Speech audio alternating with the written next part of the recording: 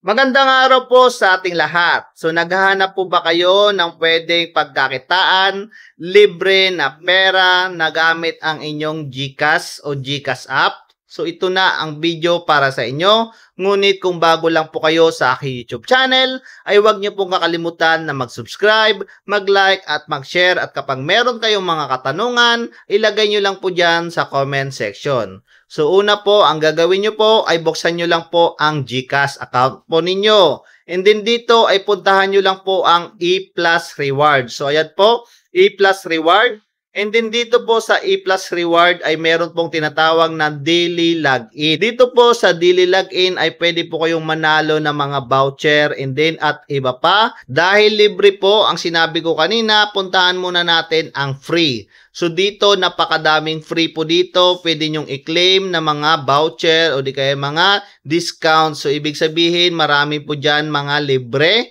And then dito naman po kapag gusto nyong manalo ng up to 50,000 pesos, pindutin nyo lang pong itong spin. And then dito sa spin ay makikita natin na nandito ang 50,000 pesos. So ayan po ay may chance po kayo manalo na pwedeng ilagay sa inyong GCash wallet. And then dito po, i-spin nyo lang po yan. And then kung ano po yung makita nyo na reward nyo po, ay napakaswerte kapag nakuha nyo po yung 50,000 pesos. So ayan po, libreng-libre lang po yan. Legit na legit po, galing po sa GCash, sa E Plus Reward. And then dito naman po, napakarami nyo pong voucher na pwedeng i-claim. And then napakaraming discount na pwede nyo pong gamitin dito po sa E Plus Reward ni GCash. So ayun po, ito po yung paano tayo kumita dito sa GCash mismo gamit ang E Plus Reward. Kapag po nakatulong ang video na ito, huwag niyo pong kakalimutan na mag-subscribe, mag-like at mag-share.